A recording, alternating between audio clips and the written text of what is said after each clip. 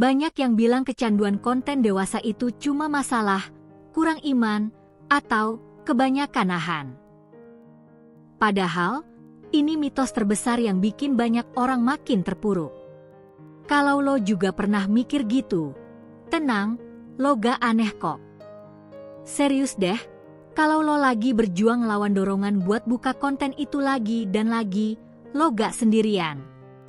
Banyak banget yang ngalamin hal serupa, dan rasanya tuh kayak melawan monster di kepala sendiri. Gue paham banget rasanya. Secara ilmiah, ini tuh kayak otak kita lagi di-set ulang. Paparan berulang sama konten dewasa memicu pelepasan dopamin, bikin kita ngerasa enak sesaat. Lama-lama, otak jadi butuh stimulus makin kuat buat dapetin rasa yang sama. Ini yang disebut perubahan neuroplastisitas. Salah satu red flags-nya adalah ketika lo mulai ngorbanin waktu penting buat ngelakuin ini. Misalnya bolos kerja, ninggalin tugas kuliah, atau bahkan ngabaikan kesehatan. Tanda bahaya lain?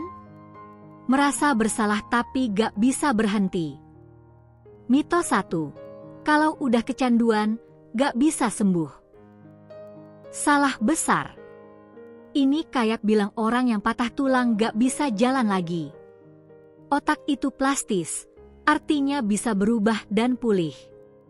Yang penting ada kemauan dan strategi yang tepat. Mitos 2, konten dewasa itu normal dan gak ada efeknya ke hubungan. Hati-hati.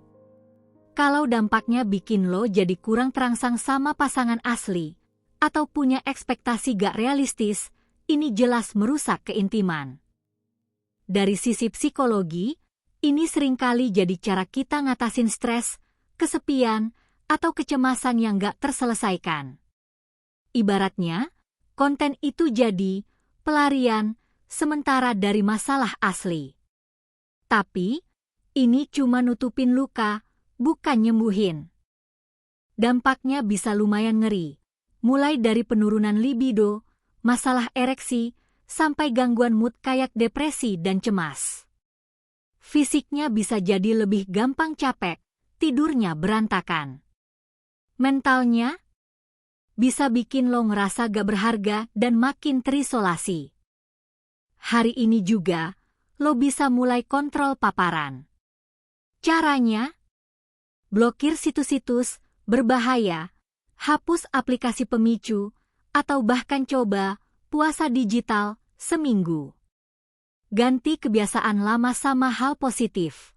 Olahraga, baca buku, atau ngobrol sama teman.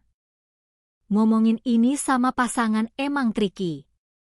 Mulai dari, aku mau ngomongin sesuatu yang penting buat kita berdua, dan aku butuh kamu dengerin tanpa ngejut gaya. Fokus ke perasaan lo dan gimana ini ngaruh ke hubungan, bukan nyalahin siapa-siapa.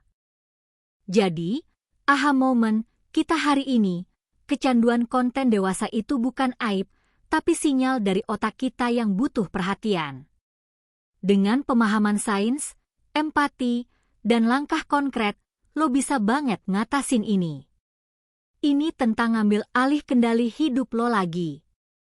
Gimana pengalaman lo ngadepin ini? Ada tips lain yang mau dibagi?